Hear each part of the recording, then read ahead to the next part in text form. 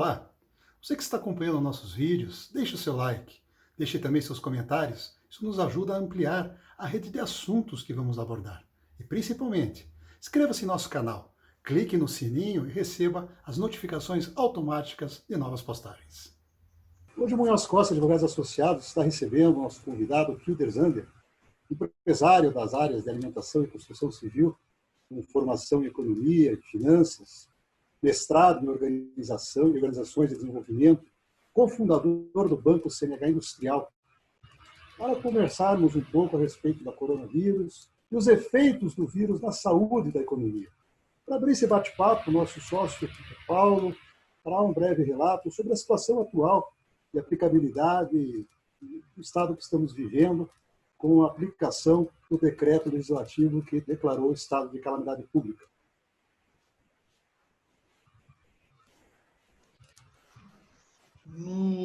Na segunda quinzena de fevereiro deste ano, iniciou-se no Brasil os primeiros casos do Covid-19. Em 20 de março, já logo a seguir, o governo federal baixou o decreto legislativo número 6, que determinou que estávamos em estado de calamidade. Com este decreto, possibilitou-se ao governo federal desrespeitar o orçamento, a lei orçamentária do ano vigente, não é? Ou seja, gastar mais do que tinha sido aprovado, né? Em princípio, para quê? Para que se destinasse à compra de equipamentos, ampliação de leitos de UTIs, materiais hospitalares, né? E demais insumos necessários que já se anteviam com a epidemia que já estava vindo para o Brasil. E, para e passo com isto, os governos estaduais e prefeituras também, os locais, começaram a determinar o isolamento social.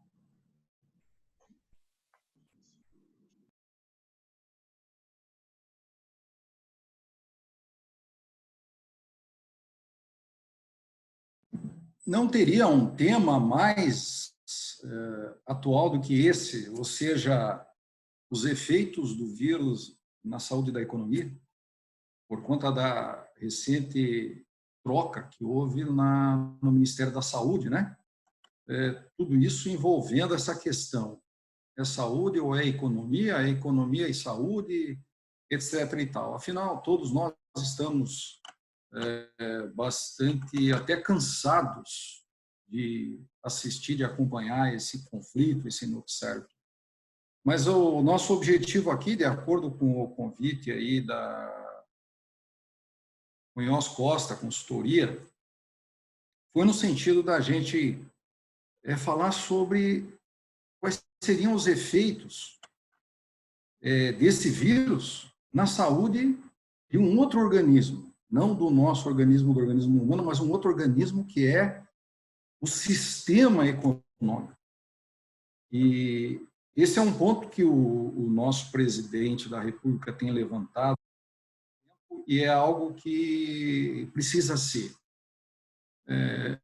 avaliado, precisa ser levado em conta. Não à toa que caminhamos aí para a substituição do ministro da Saúde. Muito embora o tema não seja a saúde física, mas sim a saúde do corpo econômico, que constitui um sistema econômico de um país. Para a gente entender melhor o que está acontecendo e quais seriam os efeitos dessa pandemia do vírus na nossa economia, é necessário a gente fazer apenas tomar como parâmetro o funcionamento desse organismo, que seria o sistema econômico. Quando se fala do nosso organismo enquanto seres humanos, a maioria das pessoas já tem um bom conhecimento acerca disso. Mas de economia, é importante entender como é que funciona, qual é o funcionamento desse sistema e como que o vírus ataca. Então, para falar desse tema, eu escolhi a questão da roda da fortuna. O que é a roda da fortuna? É o que faz a economia girar, né? E que faz vamos comparar aqui com o transatlântico, se movimentar. Então, a roda da fortuna nada mais é do que a engrenagem do funcionamento da economia. E ela funciona da seguinte forma: existe uma interação entre aquilo que, no termo técnico em economia, se chama de agentes econômicos, que são as famílias, as pessoas, em suma, e as empresas, de outro lado. São as pessoas físicas e as pessoas jurídicas. Ora, elas têm uma interação onde a empresa se organiza como empresa, como pessoa jurídica, para produzir bens e serviços nesse sistema econômico. As pessoas físicas, os CPFs, são aqueles que vão trabalhar nas empresas, são aqueles que vão ser os donos das empresas, são aqueles que vão botar capital nas empresas, são aqueles que vão transferir conhecimento para as empresas, que são os fatores de produção. Então, de um lado você tem pessoas, famílias, e outro lado empresas, e elas se juntam num lugar chamado mercado. Mas esse mercado nós podemos dividir em duas partes. O mercado de fatores, que é onde vão lá as famílias e oferecem mão de obra, que é o trabalho, oferecem capital, seja em forma de recursos financeiros ou em formas de imóveis, de terras para plantar, para produzir, e também a tecnologia, que é muito importante para que uma empresa, para que se faça algum produto. Esse é o mercado de fatores. Ora, a empresa, na interação com as famílias, nesse mercado de fatores, consegue formar um processo de produção de bens e serviços. Esses bens e serviços são levados, por outro lado, a um outro mercado, que é o mercado de produtos e serviços, onde as pessoas compram, onde as pessoas consomem, onde as pessoas usufruem dos serviços prestados. É aquela velha máxima que todos estudamos lá no segundo grau, antigamente, que era que a gente aprendia do setor primário, o secundário e o terciário. O setor primário é o setor da economia agrícola, do extrativismo, que passa por um processo de transformação. Isso quem faz é o setor secundário e a indústria. E aí você tem a complementação no setor terciário, que é o setor de comércio e serviços. Então, isso tudo forma o corpo econômico, um órgão, um organismo da economia. Claro que entra aí, vai se tornando mais complexo a partir do momento que entra um ente externo, que ele não produz nada, e chama-se governo. Ele tira recursos desse órgão, desse processo, desse fluxo de produção de renda, certo? Através dos impostos, das taxas, das contribuições de melhoria, etc. e tal. Isso tanto na esfera municipal, estadual, como federal. E, por outro lado, nós temos também um fator externo, o outro fator externo, que é o mercado externo, ou seja, a relação de um país ou daquele órgão, daquele sistema econômico, com o exterior. Isso tudo forma um sistema chamado sistema econômico dentro da avaliação da estrutura econômica de um país moderno. E, nesse processo de produção, compra de fatores de produção, transformação e entrega lá no mercado de bens e serviços, é gerada um outro termo econômico, que é a chamada renda. E a renda, ela pode ser a renda de salários, aluguéis, juros, lucros e dividendos.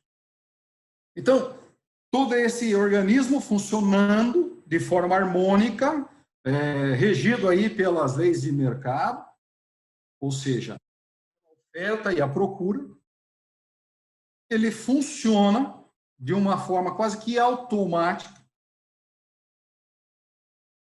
gerando riqueza. Aquilo que nós chamamos, nós vamos para o campo da contabilidade nacional, que faz a soma de todo o resultado dessa interação econômica, desse organismo, o que ele produz, chama-se PIB, Produto Interno Bruto, que é a soma das riquezas geradas, contabilmente falando, dentro de um país, num período de um ano. Esse é o PIB. Ora, O que seria o PIB? Nada menos que um termômetro de como está funcionando esse corpo, esse organismo. Se o PIB cresce, é sinal de que o organismo está funcionando bem. Ele está se alimentando e está produzindo riqueza, aumentando essa riqueza de um ano para outro. Ao fazê-lo, o que acontece? Se distribui mais renda, em forma de salário, juros, lucros, aluguéis, dividendos, etc. e tal. Ora, essa massa de dinheiro, ela vai parte para consumo de bens de consumo, e consumo de bens duráveis, consumo de bens exclusivos para capital, que vão produzir novos investimentos no futuro. E aí você divide, nem todo o dinheiro que é gerado nessa economia é consumido, parte vai para a poupança. O que é poupado vai para os bancos, que aí são outros entes que fazem parte desse sistema, e pegam esse excesso de poupança de um determinado segmento e fazem a alocação desses recursos num outro segmento, que é um segmento que tem carência de recursos, e faz aquele empréstimo. As pessoas, as empresas pagam os juros, inclusive o governo. Ou seja, o crédito, ele é como se fosse um suplemento alimentar, uma vitamina nesse processo econômico, que faz ele encorpar, faz ele crescer, inclusive mais rápido do que se você precisasse gerar sua própria poupança para poder continuar tocando a atividade empresarial ou o consumo das famílias. Então vejam que tem vários órgãos, tem várias interferências para esse processo funcionar harmonicamente, o transatlântico se mover, para a economia crescer, para a economia funcionar, para gerar renda, e essa renda é distribuída em forma de salários e lucros e dividendos, etc., vai gerar capacidade de consumo e de poupança, e isso vai retroalimentar o sistema num círculo chamado virtuoso.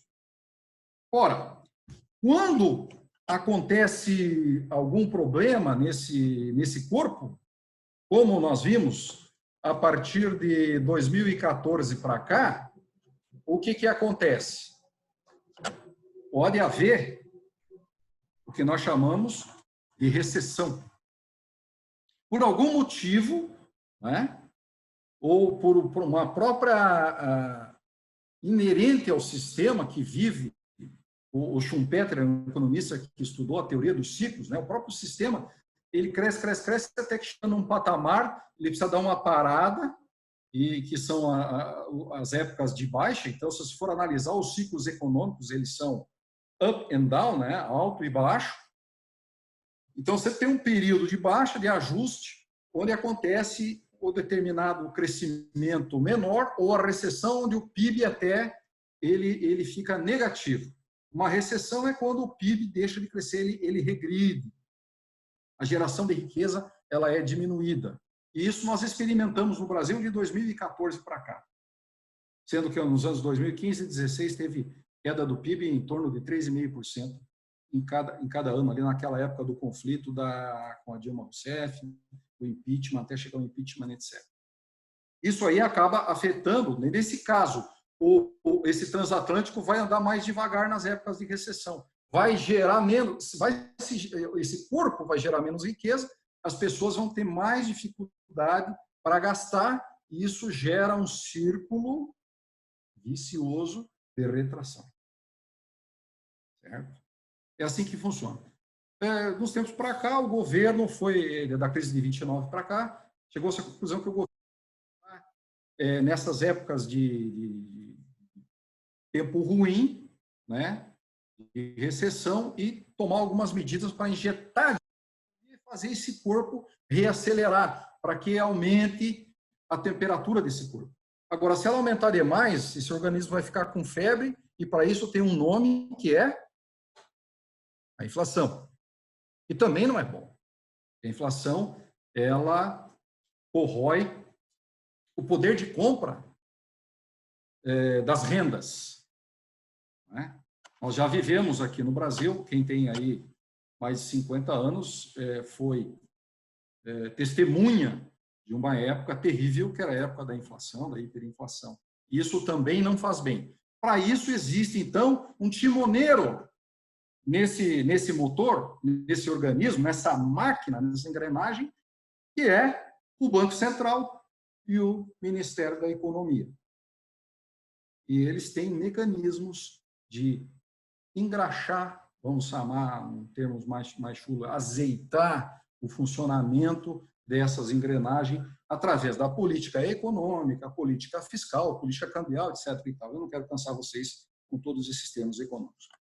Ora, isso é o funcionamento normal desse corpo. Tem os ups and downs. Mas o problema é quando acontece algo como aconteceu agora, algo excepcional, algo fora do controle desse corpo, que é um vírus, por exemplo. É o caso. Esse vírus, assim como aconteceu nos tempos de guerra, que, graças a Deus, nós aqui no Brasil não tivemos oportunidade de viver, ainda tem pessoas vivas que participaram da Segunda Guerra Mundial, mas o pessoal da Europa sentiu isso na cara. Ou tempos de guerra, ou uma situação como essa que está aí, que é essa quarentena, desde a época da gripe espanhola em 1918. Quer dizer, poucos que hoje estão vivendo tiveram experiência daquela época. Então, é algo inédito, algo novo para nós. A questão é que a hora que, através desse decreto governamental de situação de emergência, possibilitou com que os governos estaduais, a nível estadual, a nível municipal, tomassem essas atitudes, as providências, que acabaram resultando nas quarentenas. E as quarentenas implicavam no fechamento do comércio. Ora, então veio um fator externo que motivou, é como se você pegasse aquela engrenagem da economia, que é um motor com uma série de engrenagens, você jogasse um cano de ferro e travasse o sistema. Emperrou o processo de funcionamento da economia. Porque foi atacado lá no coração, não é?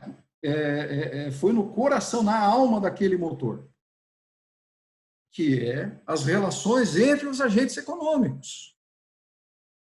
Famílias de um lado, né? Empresas se correlacionando através do consumo, da produção, através do trabalho, né? Transformando bens em serviços. Isso fez com que esse motor parasse. Ou quase que parasse. Está andando muito devagar, mas muito mais devagar do que já tinha se visto. Então, é algo inédito. A questão é saber, porque aí o que se discute agora no curto prazo é quando vão liberar. Quando vai se deixar de fazer a quarentena horizontal, lockdown, horizontal, para passar para um lockdown vertical e para que as coisas possam ser retomadas. As perguntas que ficam é o seguinte: quanto tempo vai ser necessário? Não se sabe, não tem resposta.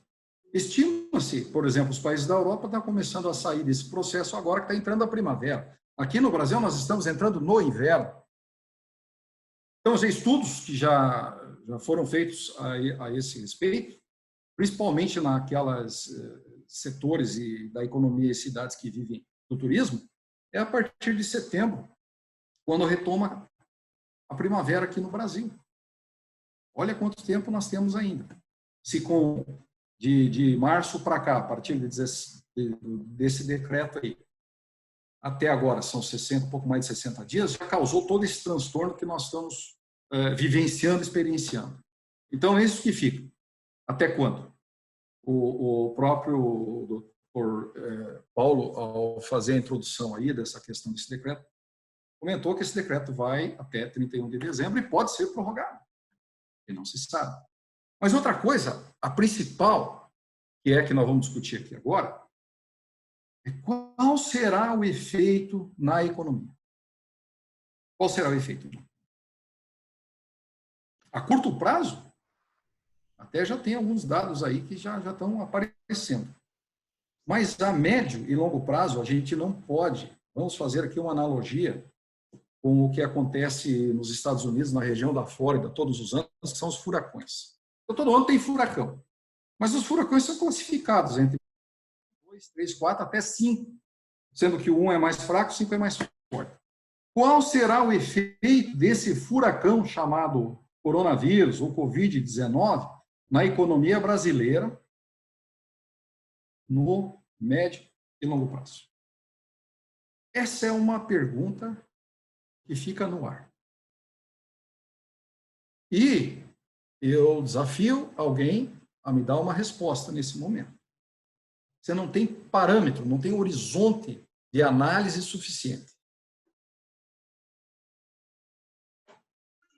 Então, já que fica esse baita ponto de interrogação,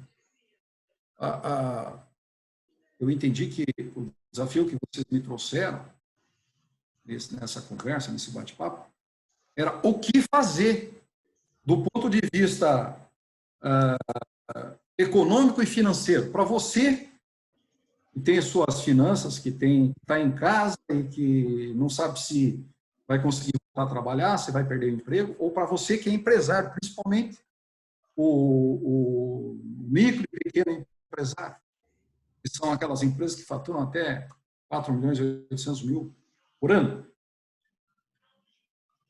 A ideia é a gente apresentar alguns cenários, alguns atitudes, alguns posicionamentos que seriam interessantes ser tomados. Se eu entendi bem, me parece que é por aí. Não é mesmo, doutor Paulo, doutor Carlos?